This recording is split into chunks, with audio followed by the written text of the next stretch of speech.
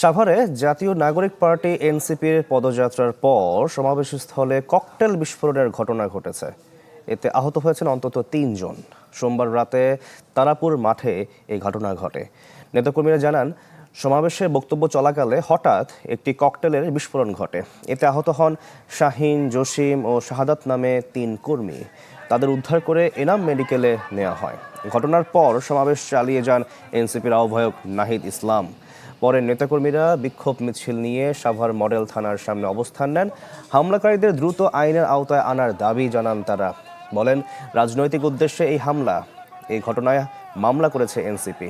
Mojo বিরাট কারবার।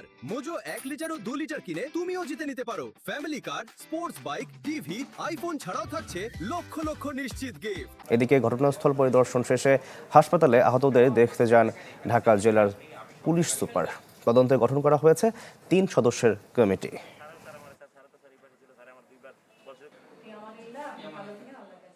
এখানে অভ্যুত্থানের যারা সামনের সারির নেতৃত্ব ছিল, যাদের নেতৃত্বে সন্ত্রাসীদের খুনিদের পতন হয়েছে, তাদেরকে হত্যা করার উদ্দেশ্যে হামলা করা হয়েছে।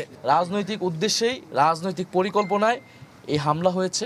এটার বিচার চাই। কারা এই হামলার সাথে জড়িত ছিল, সে যেই হোক না কেন, এটার সঠিক তথ্য সামনে আসতে হবে এবং তার বিচার নিশ্চিত করতে হবে। এডিশনাল এসপি সার্কেল তিনিও আছে এখানে, জাহাঙ্গীর।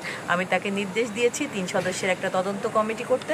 কোনো কিছুই আমরা সাসপেক্টের বাইরে রাখছি না। আমরা তদন্ত করে অবশ্যই দোষীদেরকে খুবই দ্রুত আইনের আওতায় আনব।